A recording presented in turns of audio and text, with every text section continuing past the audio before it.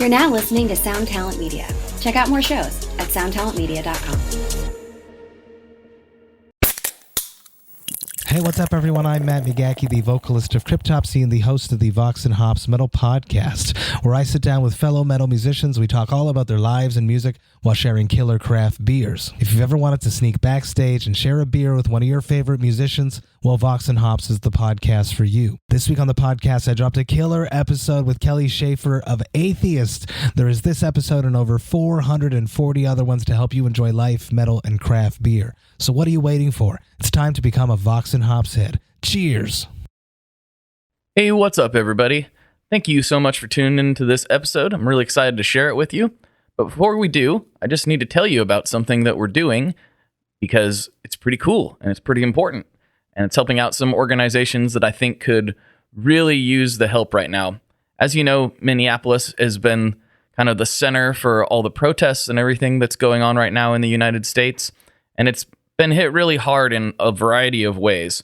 But there's two organizations there that are doing some work that directly in Minneapolis that I think really is benefiting the community and those that live there. And I just wanted to throw my hat in the ring and help out in a small way. So here's what we're doing. I'm giving away a Fender MTG tube tremolo pedal that they just barely came out with, and it sounds tremendous.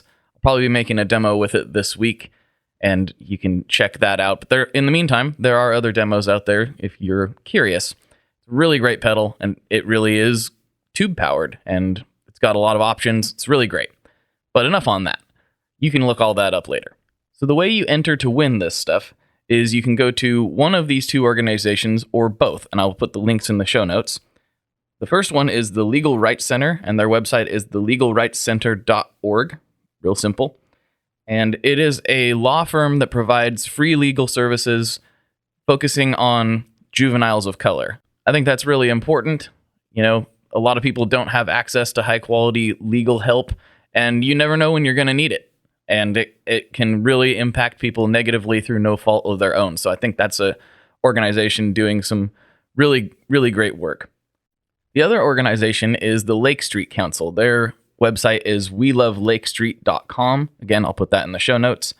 And I'll just read this little blurb here. The Lake Street Council, 501c3, will utilize 100% of funds to help rebuild Lake Street, starting with direct support to small businesses and nonprofits to help them rebuild their storefronts, reopen their businesses, and serve their neighborhoods.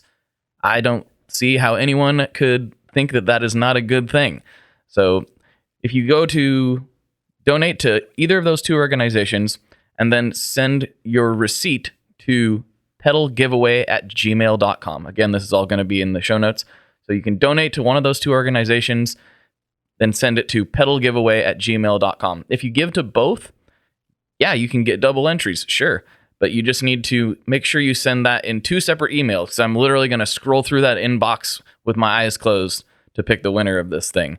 So send it two separate emails if you end up giving to both organizations, which I would suggest that you do, because you help more people and you get extra entries. So why not? So yeah, again, welovelakestreet.com. thelegalrightscenter.org. Both those links are in the show notes. Send your receipts to pedalgiveaway@gmail.com, and I will be selecting a winner this coming Saturday. So as this episode drops Monday, it'll be this Saturday is when I'm selecting the winner. So go do that. All the while, you can be listening to this chat that I had with Emily and Andrew from the Get Offset podcast. All right, let's go.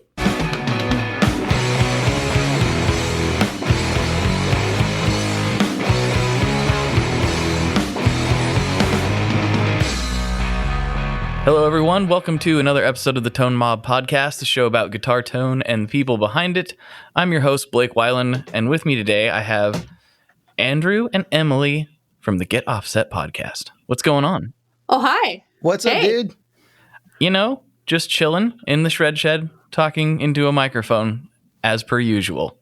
How about you guys? I'm so jealous you have a shred shed. So jealous you have a shred shed. It is my most treasured piece of gear in a lot of ways. It's my fortress of solitude. Maybe someday I'll have a she shed that's also a There you shred go. shed. She shred shed? Well, that's a lot. She That is a lot to say. 5 times back. She He sheds. She shreds. She shreds On the- sick shreds by the shred. I don't know. This is By the shred shore. yeah. No, it was a big project. Did you know I love tongue twisters. Yeah, but yeah.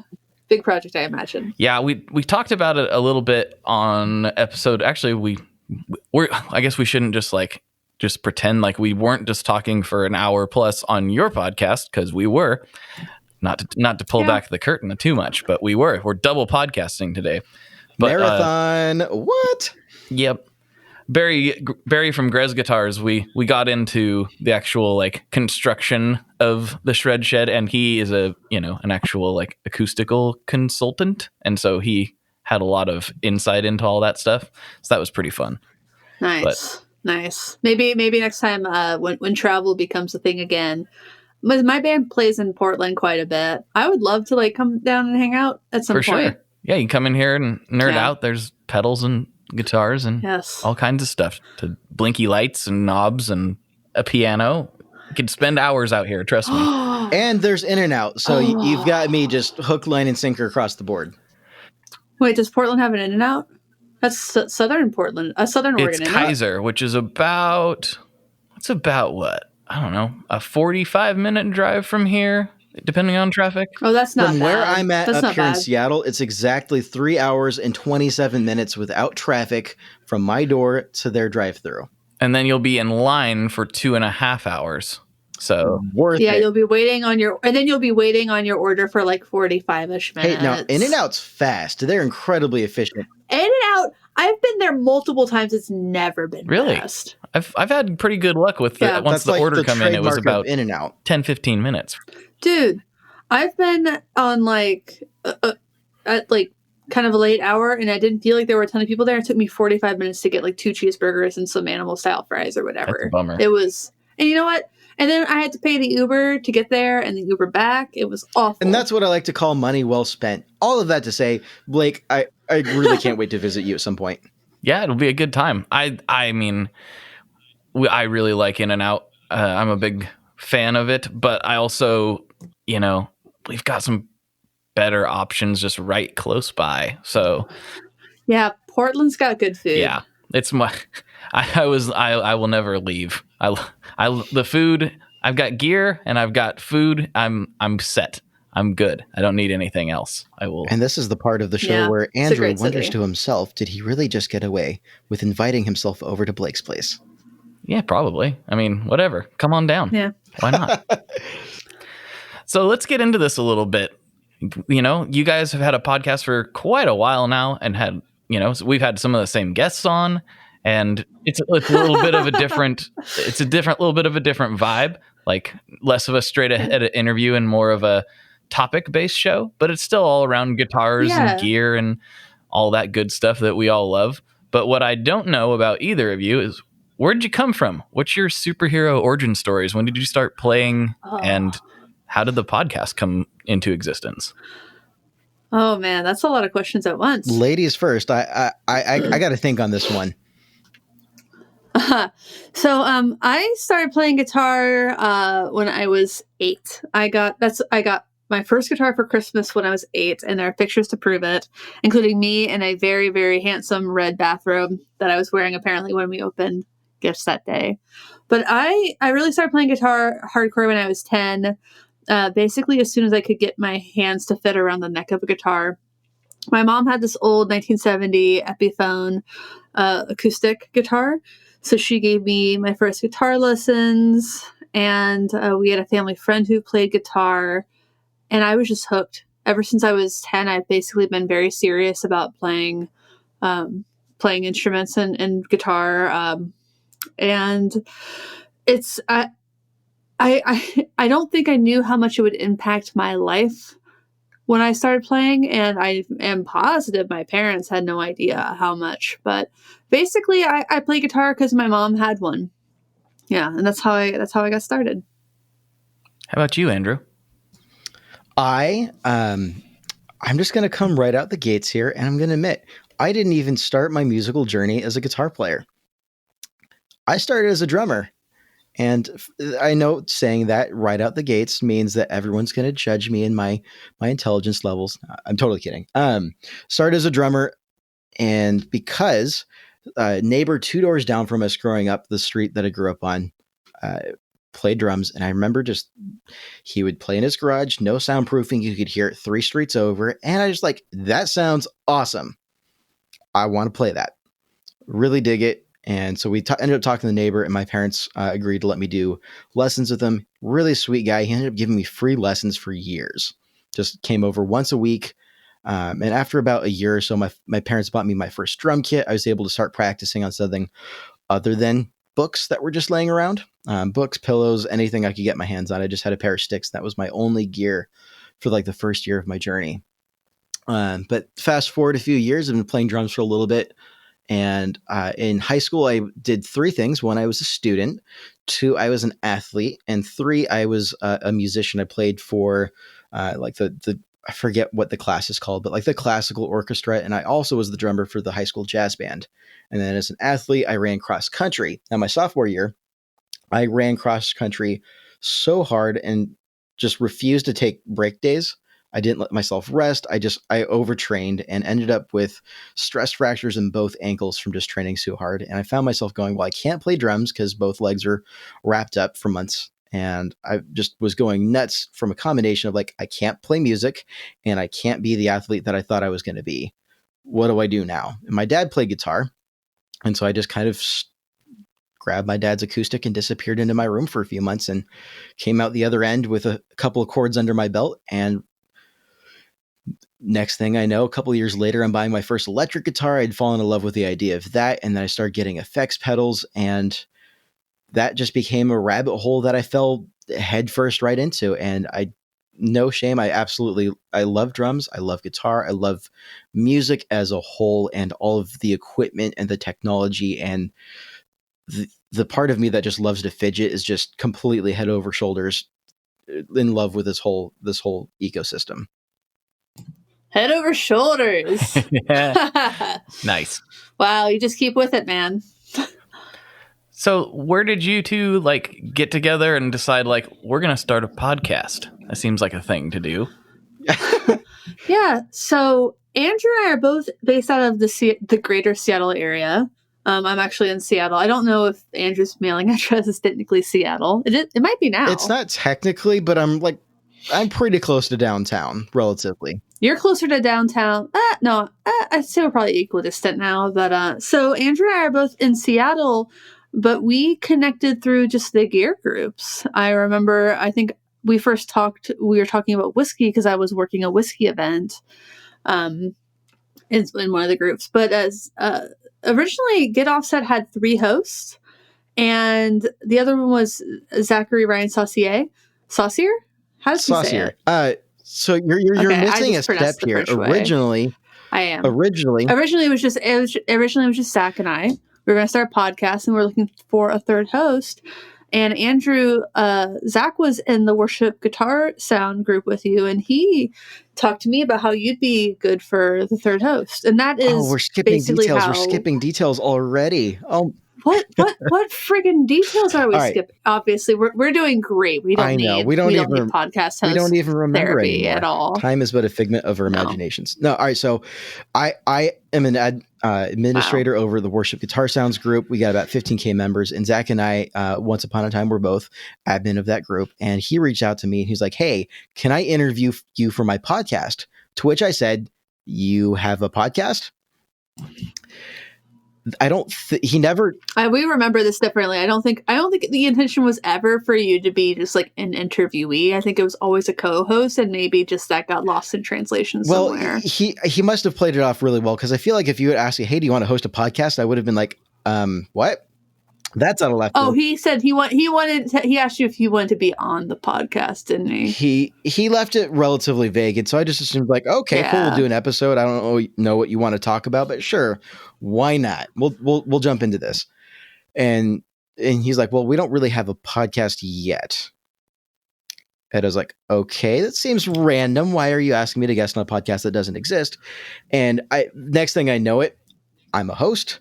We're building out the idea of what the podcast is, coming up with the idea for the name, what kind of bent we want to take with our topics, what our values are as a group of folks. And just, it was one of those, I didn't intend to get into this. It kind of just happened and I didn't fight it. That's true. That's very true.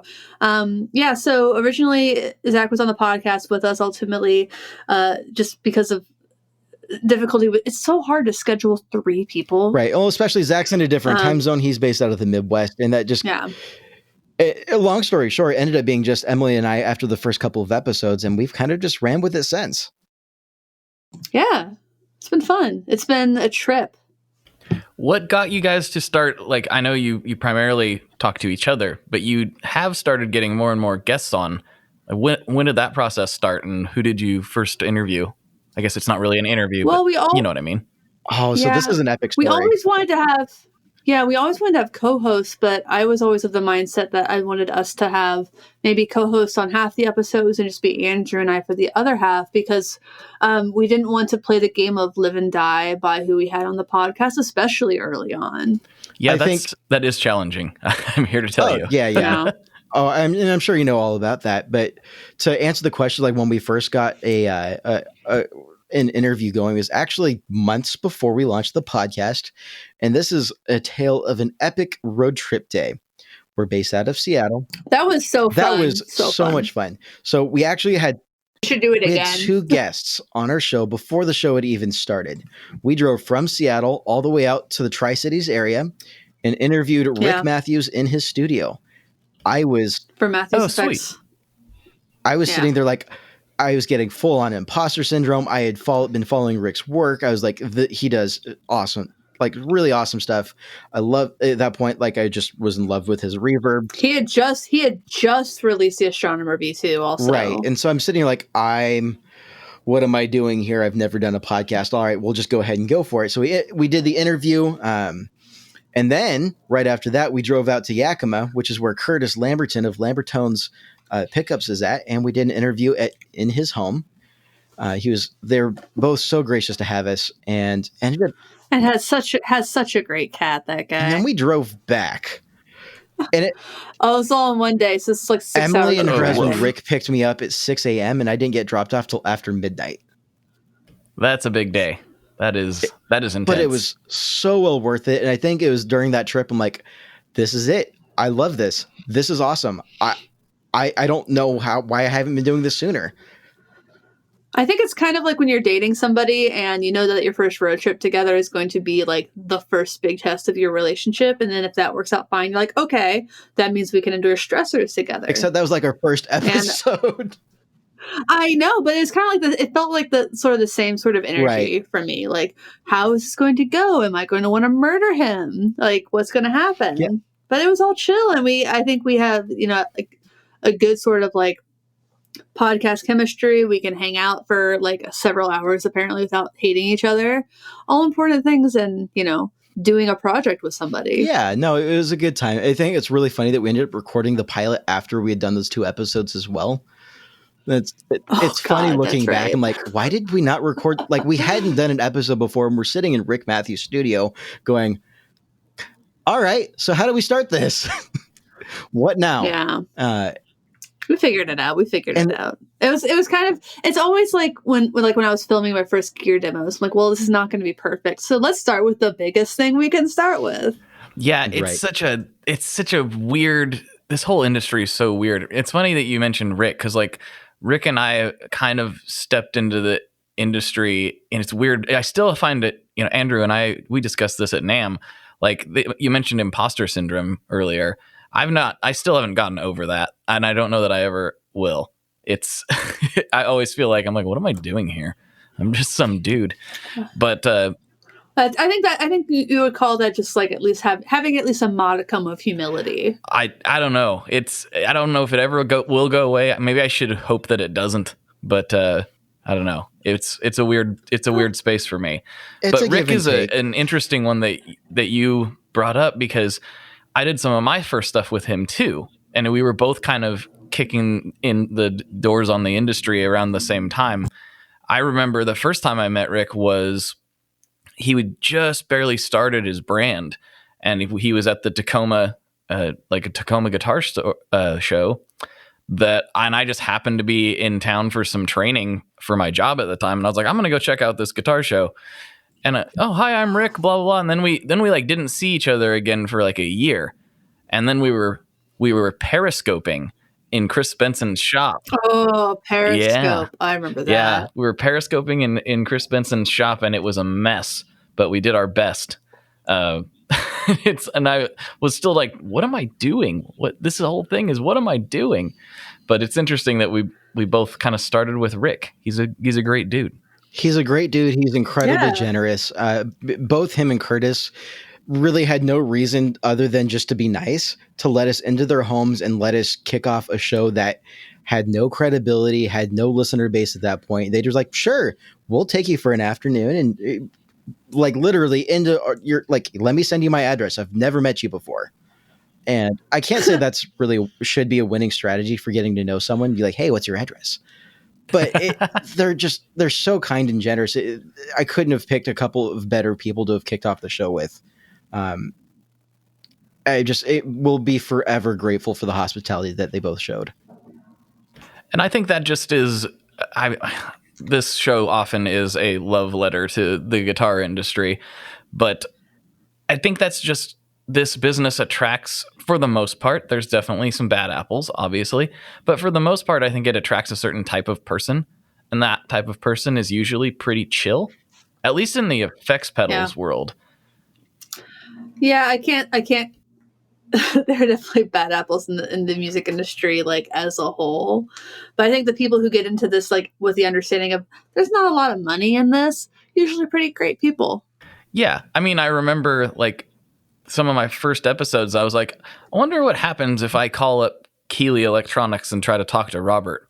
And it turns out what happens when you do that is you get to talk to Robert, and he's like, podcast? What's a podcast? I'm like, oh, it's like a radio show on the internet. And he's like, sure, I'll do it. When do you want to do it? And I was like, then I remember like driving to work, and one of my good friends worked with me there at the time. And I was like, dude, I'm interviewing Robert Keeley later. He's like, you're doing what? Like, this doesn't make any sense. And I'm like, I know it doesn't make any sense, but you know, that's just, I've only been told no like a couple of times. Almost everyone has always said yes. And again, it was like before the show had any listeners or any reason why they would say yes. So thanks to everyone who gave us podcasters a chance, right?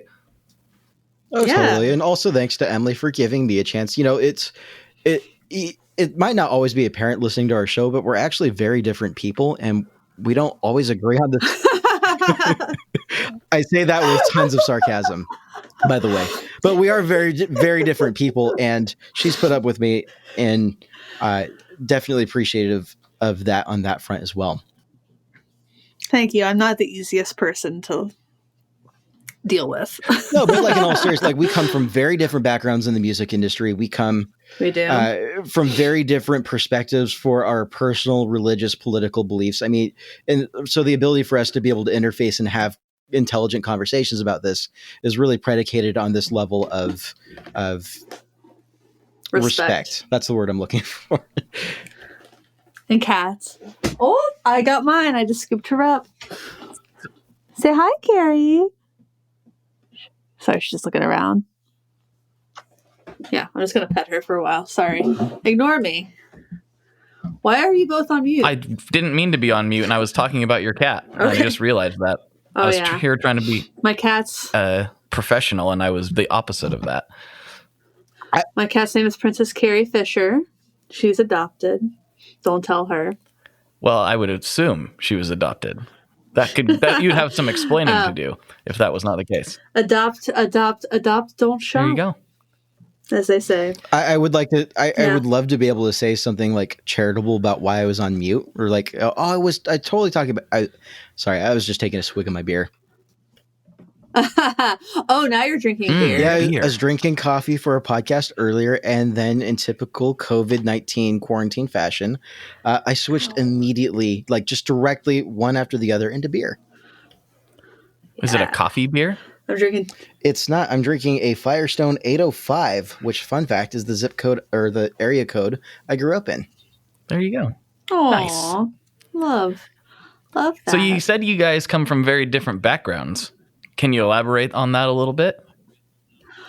Well, I'm just a little Midwestern liberal girl. I went to a college where I studied music business in Nashville, and I worked in the music industry for a number of years. Actually, I've really never stopped working in the music industry in some facet. Most of that has been in live events, but I've moved it kind of away from like live events, selling ticket stuff, to more into gear, into being an artist, into freelance writing for musical publications like She Shreds Magazine, the Fretboard Journal, and Reverb.com. Yeah, so that's kind of me in a very, very broad stroke. And then in a very different vein, I'm from a church background.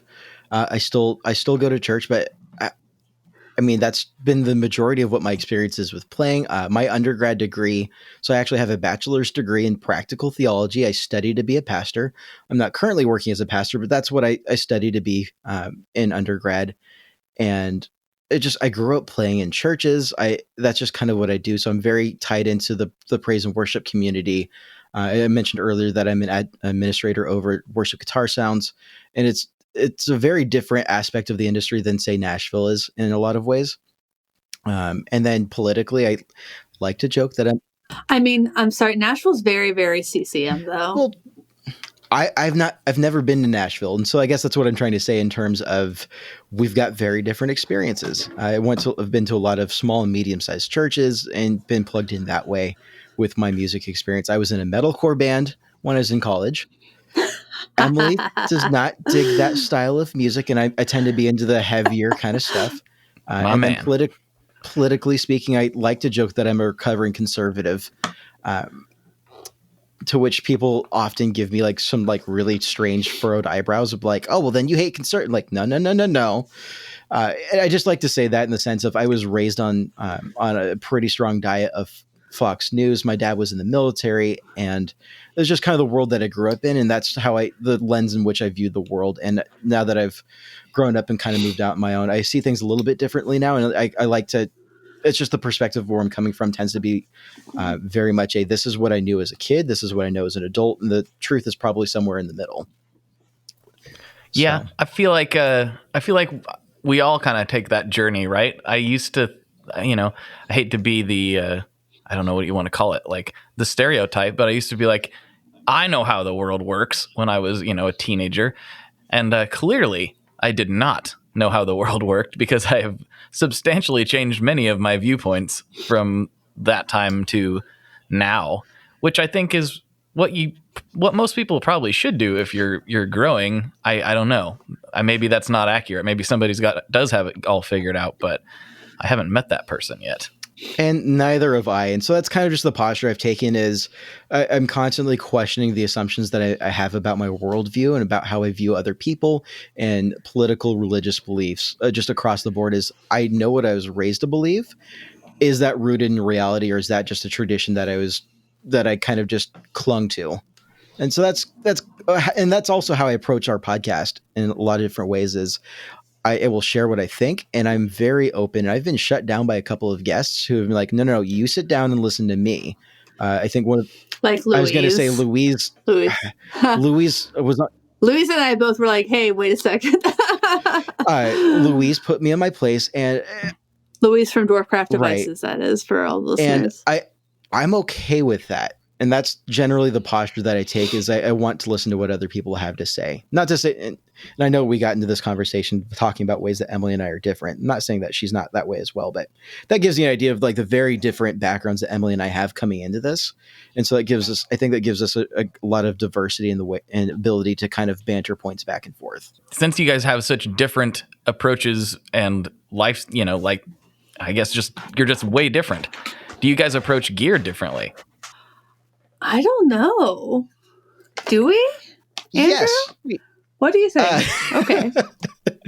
Well, I will refrain from sharing or giving my take on what I think your take is on gear, and I will share what I think my takes tend to be. Is I tend to consciously or not lean into a overkill is the best kill.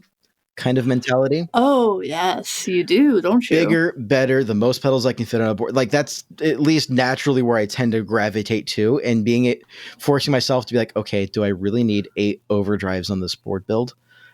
It tends to be like an exercise of self-control. Like, Andrew, come on now. Come on. You don't even have a buffer. Take a breather. And I also, in the same mindset, is I am also of the philosophy that I believe every single person should have a pedal on their pedal board that they don't know what to do with. Something that confounds them. They don't know how to apply into a song setting, but it's always just sitting there for the moment when you're like, wait a minute, what if and then the light bulb flicks on and you have that moment of inspiration and kind of expanding on your base of what you do as a musician. I'm a huge fan of kind of pushing the envelope in that aspect. So that's kind of how I tend to approach gear, often to a detriment. I will be the first one to admit that, but that's where I go with it. Huh. And you? That's Emily? interesting. What do you do? I have a lot of pedals on my wall and about 6 on my pedal board.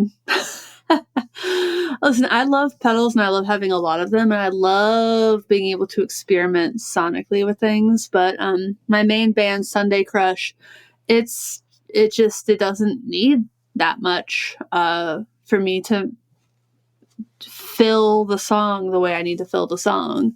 So I think that's why Andrew is saying that. I think he's saying that because I have just a couple pedals on my board at one time, and I do my best to make that work. But I love the experimental stuff. I love hard panning, and I love especially the very small builders. Like I still think my favorite builder right now is Brian Sprague from Bookworm Effects. Yes, you sent me that wonderful reverb he makes.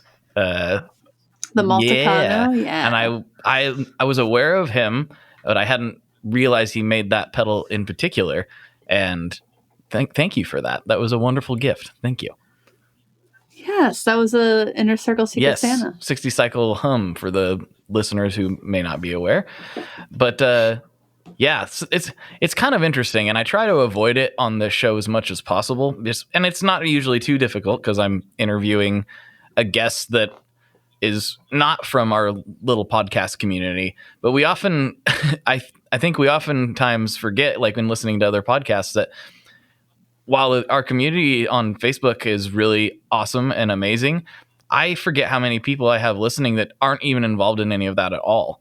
I get emails and stuff, and it's like, try to like keep the inside stuff to a minimum. But the truth is, if you guys aren't aware, the Tone Mob and Get Offset and 60 Cycle Hum, we all kind of have, in the Gear Slum, we all have kind of this this weird, I don't know what you would call it. It's like a friendship. It's a friendship, but it's like there's like cross community. They're all their own. They're all their own shows, very different from each other, and they all have Facebook groups. But there's a lot of crossover. Yeah. Yeah, if there was a Venn diagram, I think that part in the middle that would be everybody would be bigger than you might expect. Yeah, it's kind of surprising when you really look at it. But for the listeners that don't know, hit us up on Facebook. There's the Tone Mob for this podcast and Get Offset for theirs. We're there. And you don't just have to talk this gear nonsense once a week with us. You can hop in there, and we're there pretty much every day. For the most part. Yeah, I think you and 60 Cycle Hum are on Mondays, I think. And then we're on Tuesdays. Gear Slum's on Thursdays. There's plenty of wonderfulness to spread around. Yeah, on that note, I think there are some people who follow the Get Offset YouTube channel who don't realize that the podcast came first. Oh, interesting. Yeah, I super don't have that. I have a tiny YouTube channel, and I think everyone that's following that has came from the podcast or from the groups or something. So is that a weird experience? Mm-hmm. I'm sure Ryan from 60 Cycle Hum has that because he's got a big YouTube channel now. I'm guessing he has a lot of that. I'm sure he has a ton of it. We've had a little, Atlanta Pedal Company reached out because they wanted to send us a pedal, and I mentioned something about Andrew, and they're like, "Who's Andrew?" I'm like, "Oh, he's my podcast co-host." And then he said, "Well, I didn't know there was a podcast." Like, oh man, you should listen to the podcast. It's I'm great. just invisible, living in shadows. Well, it's just I think of YouTube as being a search engine. So in my experience, like my most popular videos on YouTube all have a very high level of people who find it through search versus finding it through having notifications turned on or finding it through social media. It's a very pool, what we call pool kind of marketing. So pool marketing is marketing where people come to you. Push marketing is where you push out to the other people. So in terms of marketing, I really do think of YouTube as primarily a search network. And that comes from my decade as a marketer. Is it sort of like you view it more as like a top of funnel type of thing if you were going to put it into those type of terms? Yeah. I would call it more mid-funnel. If you're looking at it from a purchasing perspective. From a marketer. So it would be, I think, like if you're looking for demos of a product on YouTube, that means you've already heard of the product, which is the top of the funnel. And if you're searching for it, looking for demos of it, it means you're pretty much toward the bottom of the funnel and looking to make a final purchasing decision. Yeah, I was more viewing it through the lens of, like, say, a podcaster, where like a podcaster is very top of the funnel. So I'm like thinking, like, for me, like my ultimate goal is to get somebody to subscribe to the podcast because they enjoy it. Like that's what I want to happen. And so I kind of view my Instagram as being a quote unquote top of funnel. That's where most people found me initially. And that's where, I have my biggest reach is on Instagram. And so I kind of view that as my gateway drug, so to speak. Because there's definitely, I mean, you can kind of tell there's a whole bunch of people that follow me on Instagram that don't even know this show exists, which is kind of crazy. Yeah, same. It's weird. Hard. It's funny. Yeah. It's funny that we're talking about this because for those of you who don't know, I'm also the guy who owns Fox Cairo, which is pedal toppers and smaller operation, but even comparison, like it's smaller than Get Offset is in terms of a follower base, but I still get people like who I'll be messaging back and forth. I'm like, oh yeah, and then I'll talk. Oh yeah, I mentioned that on the podcast. Like, wait, you run a podcast? I thought you're just the pedal topper guy. I'm like, oh. I just kind of assume that the thing I'm most known for is the podcast and kind of just assume that bleeds out. Yeah. I mean, I definitely get on the other flip side. It's like, oh, this Instagram channel has a podcast. It's like, yeah, it's had one almost the whole time. Like it's people just like to double tap on the pictures of pretty pedals. I mean, I get it. Can you blame them? They're pretty. No. I do it too. I don't know. It's kind of weird. It's weird when you pour so much of yourself into something and a podcast is honestly, and I've talked to other people that feel the same. It's an oddly hard sell for people. Like it's a lot easier to get them to click over to a YouTube demo, for instance, that rather than, hey, I'm talking to this person, even it's like, I'm talking to one of your favorite artists. And it's like, yeah, I might listen to it. It's like weird to me. Yeah, I think there are podcast people who like to listen to podcasts and like the same people who like to listen to talk radio. And then there are people who that's not how they like to consume content. Wait, not everybody listens to NPR in their morning commute? Is that just me or? It's funny you say NPR because my experience of talk radio, and when I say talk radio, I think of 700 WLW in Cincinnati. like not quite like shock rock DJ kind of stuff, but like still talk radio. Like just a bunch of dudes talking all day, every day for no reason. I'm pretty squarely on the jazz blues and NPR news, 88.5 KNKX. I haven't willingly turned on the radio in probably like 7 years. Like I've obviously listened to it. Like outside of the car or even in the car. I do not listen to the radio. I immediately am looking through Apple Music. Like my process is I get in the car, I queue up what I'm going to listen to, whether it's music or a podcast. I make sure it's connected. Then I leave. I do not turn on terrestrial radio at all. It does nothing for me. What about satellite radio? I listen to satellite radio in the car pretty much exclusively. I do not have satellite radio, so therefore I would not listen to it. See, I would never be able to discover music if I didn't like drive someplace every like week and a half or whatever. Because I don't get in the car much, and driving is not my primary mode of transportation. But it's how I discover new music, is listen to Sirius XMU. Oh, that's really interesting. I honestly find most things through Instagram. It's how I find new bands. I don't think I've ever found a band through Instagram. I do title playlist a lot, but I don't do Spotify radio because I don't do Spotify because I'm also a musician, and wow, they pay a lot less than Tidal pays. They pay a lot less than everyone, right? Isn't that the deal? Aren't they the lowest? I don't know.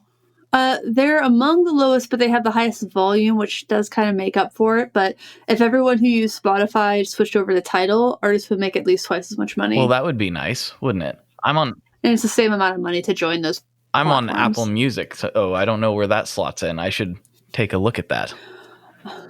I could look on to see my numbers, but I don't get a lot of plays on Apple Music. I get like 2 or 3 a week. It's kind of weird because Spotify never really appealed to me, but as soon as Apple Music came out, I was like, sure, I'm in on that. But I guess that's just because it was just kind of seamless. I guess that's how Apple does things.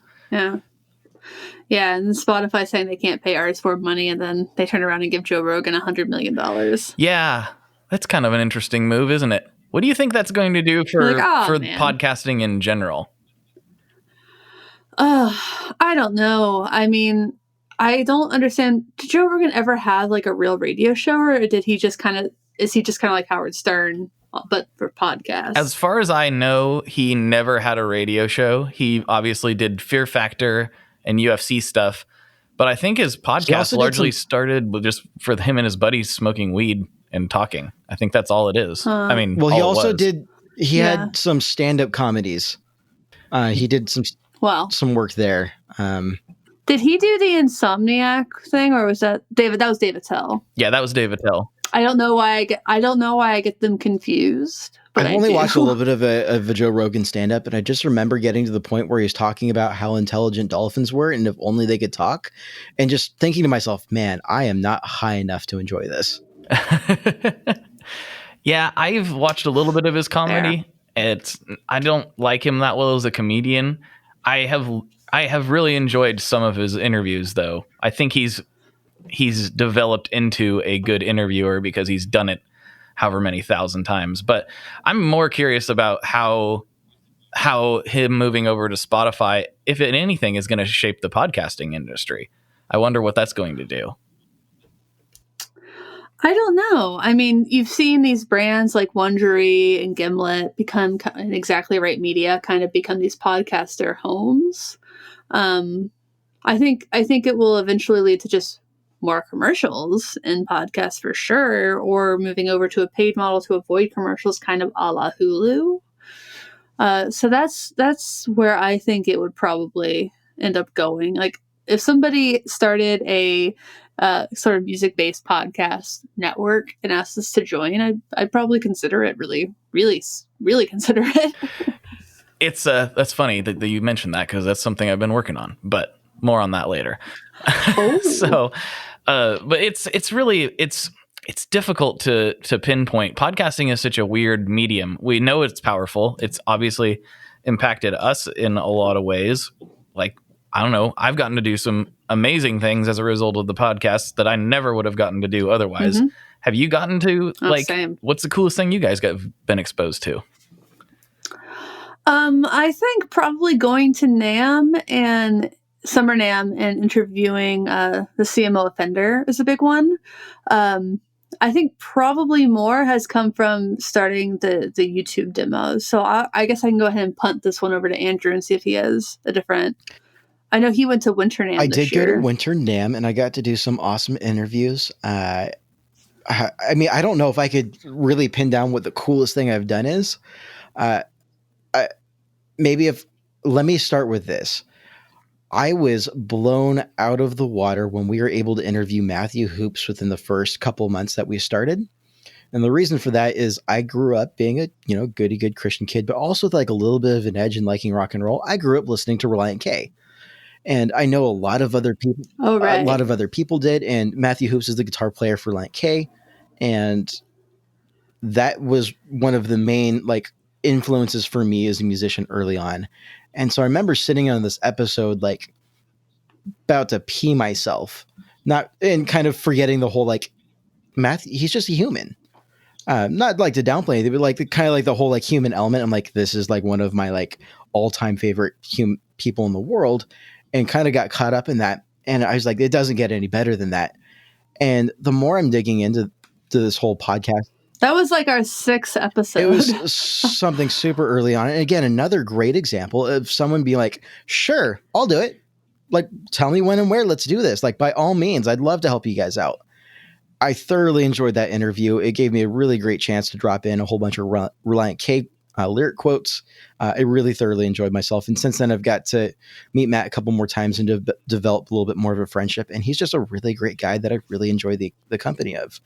And kind of moving forward, there's been several moments like, am I really like Robert Keeley? I ran into Robert Keeley at NAMM, and I'd be like, hey, can I talk to you for a minute? And can I interview you real quick? And I felt bad because he was on his way to a cigarette break. It was between him and his smoke break. And that's not a great position and he was still incredibly gracious.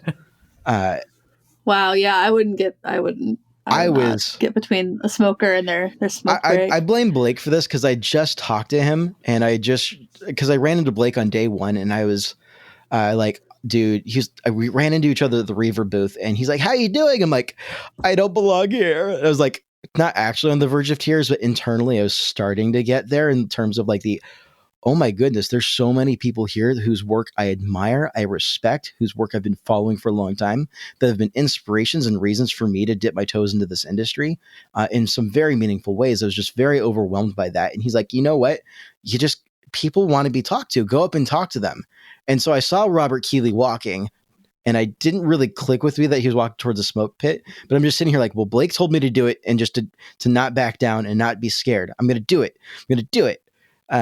So ended up doing that, but he was incredibly gracious with me. And like, I got to be like, hey, so tell me, where did you go to high school? And he's like, well, I went to Kaiserslautern American.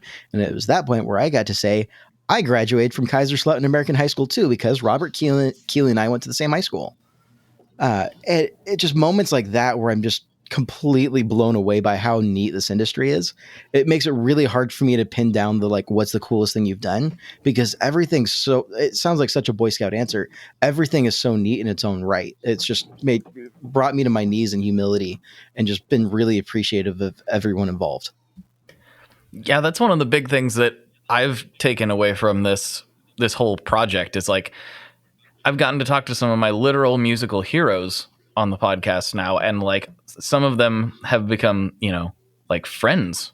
Like, we text each other now, and I'm like, I don't know and I'm like trying not to be weird about it, but it's like, you don't understand. Like, I love your music. Like, love your music before I ever knew you as a person. And it gives you that chance to like see behind the curtain, where it's like, everyone is just a person. Everyone. It's hard to not, for people like us who are so passionate about music, it's hard to not put certain people up on these imaginary pedestals, but they are just flesh and bone, just like we are. And for the most part, they want to be treated that way. They want to just make music because they love making music. They don't want you to think that they're some golden god. Mm-hmm.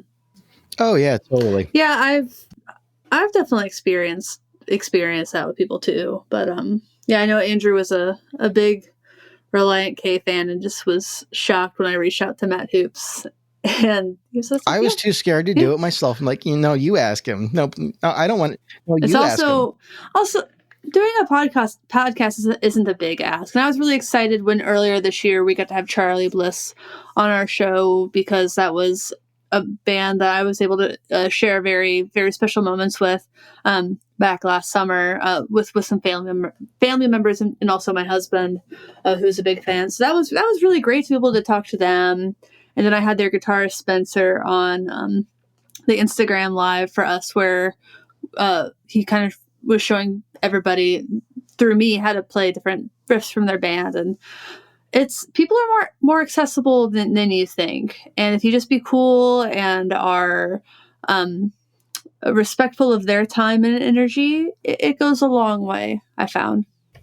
Yeah, and I mean, let's be honest, like we like to talk about ourselves a little bit. That's like part of being a podcaster. And then like these artists they don't get to tell their whole tale through the music they do. There might be some things they want to elaborate on or get off their chest, or turns out a lot of them are just gear nerds just like us. Who'd have thought that musicians are just like other musicians? It's crazy, right? Mm-hmm. Some of them are gear nerds, and some of them are like, I don't want to talk about guitars.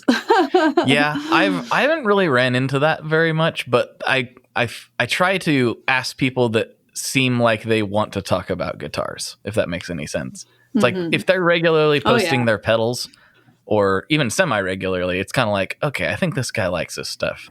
Like we're gonna have a connect here. That seems like the kind of guy I can get nerdy with. Mm-hmm. Or not. Sometimes we just go off in the weeds.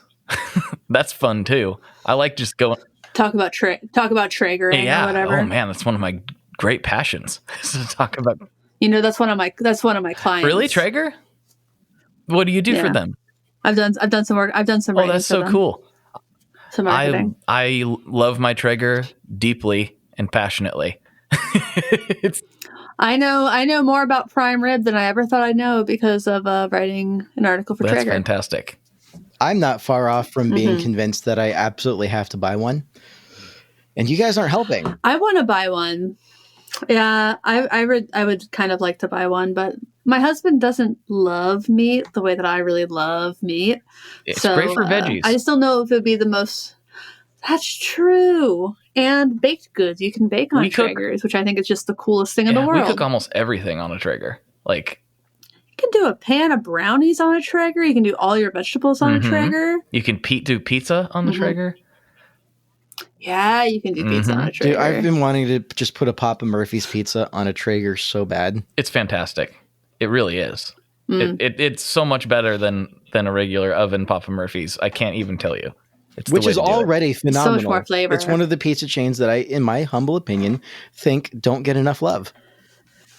I agree with you. I also think you can just buy pre-made crust and all the ingredients at the Kroger for less, but that's just me. I've never had a great experience with those. I mean, they're okay, but some of them are better than others. My husband and I, we get this kind of roll out. It creates kind of this rectangular sheet of dough, so more of like I think you would call it like Sicilian style, and it's great. Interesting. Yeah. I also have. It's right next to the biscuit, like the pre-made biscuits and stuff. I mean, have you guys seen those? Speaking of cooking and stuff, have you seen those uni ovens? They're like that sounds familiar. Yeah, they're like a wood-fired pizza oven. They're small. You can put it on a tabletop, and you load it with pellets just like a Traeger. But it works off of like how they have the venting done. It like creates an air draw, and it gets like I can't remember how hot. It gets crazy hot. You cook a pizza in just like a couple minutes. Oh, I think I saw something like that on Shark Tank. It may. And now we're cooking with fire. It makes exactly. Now we're cooking with pure heat. The listeners of the podcast actually got together and bought it for me, and so thank you guys. Yeah, Aww. It was so nice of them. Shout out to Tom Kelly. Shout out to everybody who did that. I appreciate it so much. Oh, Tom's great. Isn't Tom one of our? Tom is, yeah. people? Tom also supports our show. He's a lovely human being. Tom sent me a taster test, like a blind taste test of 6 different scotches. That's the man. Mm-hmm. It just completely blew me out of the water. I ended up drinking a little, not all of them, just a little bit out of each of them during an episode about a month ago now. And that was a fun episode. I was a little toasty by the end of it, but it was a good time. Of course. That's the best way to be. Well, since there's 2 of you, we better get into the classic questions section of the podcast before we got to wrap this thing up. So, it doesn't matter who goes first, but either one of you. Actually, first things first is this is your chance to plug stuff. Anything you want to say, get off your chest, or anything you want to put out there in the world, now's a prime opportunity. Yeah. Cool. My band Sunday Crush is releasing our debut full-length album on June 20th on Donut Sounds Records, and please go buy it. Support music. Support it, please. Also follow us, subscribe on YouTube, and please subscribe on iTunes to get Offset. And in my little world, I mentioned earlier that I am the owner, proprietor, general hype man of Fox Cairo pedal toppers. If you're not familiar with the product, what I make is essentially a printed grip tape that glows in the dark, which means your foot's never going to slip on it if you're using it the right way. If it glows in the dark, one, that appeals to like my inner 4-year-old, which I particularly love, but also stage safety, I think is incredibly important. And having something that big glow in the dark, I think is just actually really practical. And then the fact that I can do full color, whatever you want. The custom aspect of it means you get a chance to express yourself in meaningful ways. So send me an email, whatever. The most exciting thing that I've got that is either about to drop or has dropped when this episode comes out is something I don't think any other topper company has done before. I could be wrong in this, and feel free to correct me, but I haven't seen anyone do a topper for the Helix floor unit, which is especially exciting for me. So if you're familiar with the Helix floor, on the left side of the treadle, the grip tape kind of folds over the edge at a 90-degree angle, which looks super slick in just the right out of the box experience. But I'm able to do pedal toppers for that now, and I am so excited about this. The demo artist Joshua Nisang from Nisang Creations has been doing the demo work for me on that, and the pictures I just got today just completely blow my mind. It looks better than anything I could have ever dreamed for. So I've been giddy, jumping up and down for the last 24 hours. Check it out. Give me a follow. If it's for you, I would love to work with you and make that dream come true. Perfect. Making dreams come true. I like it. Okay, next question. Both of you. What's your favorite Boss pedal? I am currently feeling so hardcore the SY1, the synthesizer pedal. It is essential to my gigs with Sunday Crush now. I've been trying to find a pedal for months that got in just this right part in this one song, this beautiful kind of chime sound. And I had tried a bunch of things, and after every gig, my singer was like, I don't like that, or I don't like that, or I don't think that's right. I got the SY1, solved my problems. Very nice. My world has turned around in a great way. And you know what? It's just fun. And they picked a nice color for that one, too. I really like how that pedal looks. Yeah. That glittery blue. And I remember seeing I think it was a Reverb sale posting. Do you remember where a guy said he bought it thinking that his wife wouldn't notice that he bought a new pedal because it was blue, like another pedal he had already had. And when he asked how she knew it was a new one, when she got mad at him for spending money that he said he wouldn't spend, he's like, how'd you know? And she's like, because this one has glitter, dummy. Like, wow, he doesn't know women if he doesn't think a woman will see a speck of glitter that's not supposed to be there from 100 feet away. Like, yeah, that guy was not using his head in many ways. No, that's women. We can see glitter. We can see glitter when it involves our men so much more quickly than you think that we would. It's a bold move, Cotton. Let's see how this plays out. Let's see if it pays off for him. I'm going to go with a discontinued Boss pedal, much to the chagrin of everyone. I would love if they brought this one back. The Boss PN2. God. I'm sorry. I didn't think you were actually going to say that. Oh my God. Yes, the Boss PN2 is, I think, one of the coolest pedals the Boss has put out ever.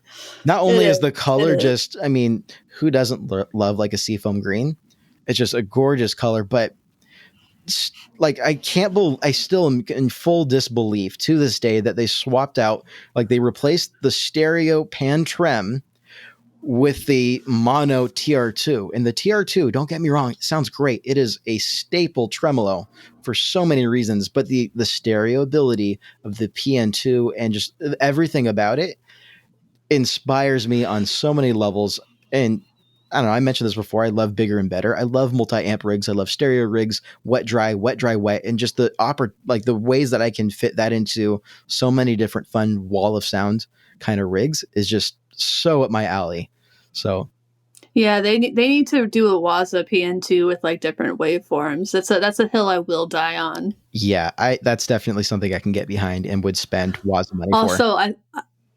Also, I thought you were going to say Dynacomp or something. I don't know why. That's MXR. Come on. No, does Boss not have some sort of version of a Is it Dynacomp? the CS Or compressor sustainer? Is it They've got- CS2? Yeah, right? so they've got a couple different compressor options, but yeah. Dynadrive. That's what I meant to say. The Dynadrive, the DN2. No, I was not going to say the Dynadrive. I've never actually had one. If we're going to talk Boss overdrives, It's only $50. we're going to talk Boss overdrives and distortions. One of my favorite sleepers is the Boss BN2, which is their rough emulation of a dimed AC30. And it just, to me, it screams pop punk in a box. I plug it in, I dime everything, and just chug out good Charlotte riffs. And it's so good. They have so many pedals that Dime. I can't remember all of them. Like I don't. There's probably one out there that I would like even better than like my I'm always waffling between the BF2 and the DS1, and there's probably ones I would like even better. But there's so many. It's such a deep rabbit hole to get into. Yes, Yes. it is. And I have head over shoulders dove in. It's fantastic. Dude, stop saying head over shoulders. Nobody says that.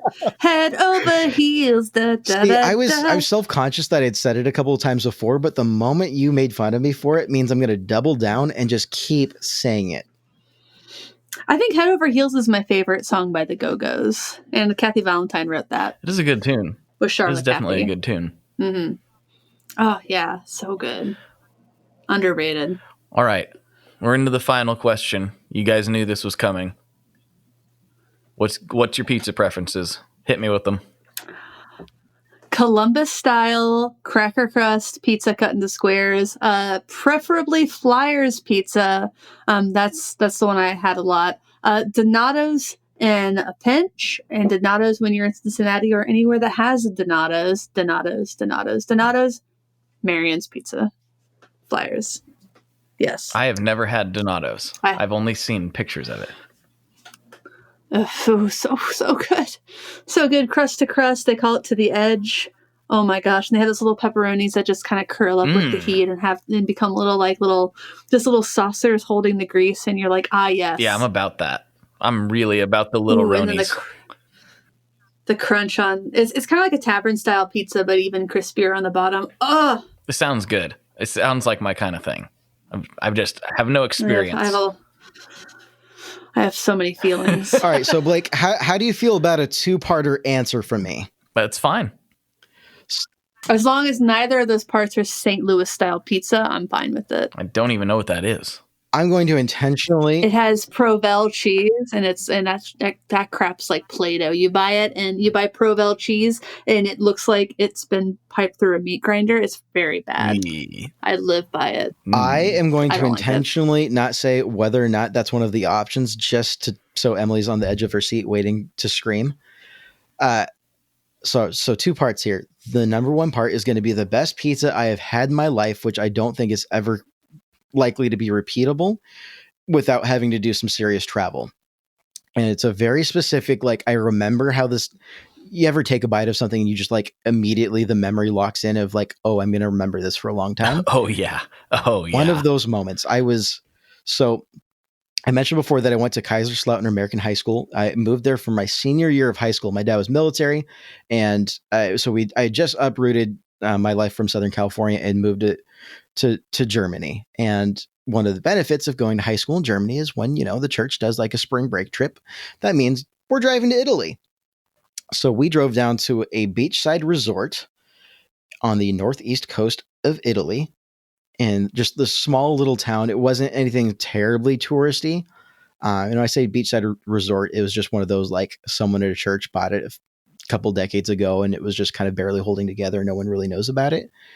Anyways, I'd taken the afternoon to go find lunch in the little sleepy seaside village in Italy and stopped at this pizza joint. And I remember them sitting outside in the chair, and there's the canal, there's right canal side. There's just tons of fishing ships and whatnot. And just the smell of the sea air and brought out the pizza. It was just a margarita pizza, nothing special, just exactly in the purest form of what pizza could be. I remember taking a bite. It was just that perfect, like thin crust with the right balance of crust, sauce, and cheese and basil that just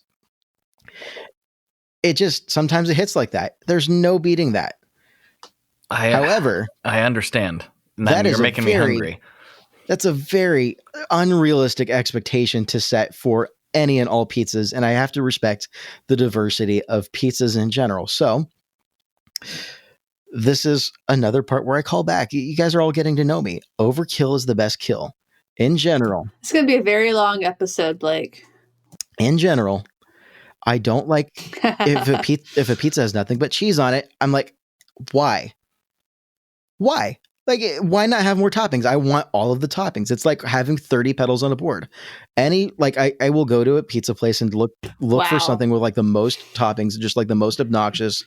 This is just going to be an absolute monster of a pizza, and the diversity of flavors that come into that, all about. I don't have any specifics. I just like lots of toppings. I'm going to tell you, it's like a lot harder to write 200 words succinctly than it is to write 10,000 words.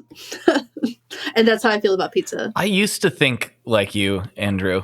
I don't know. Have you ever been to New York City? Just curious.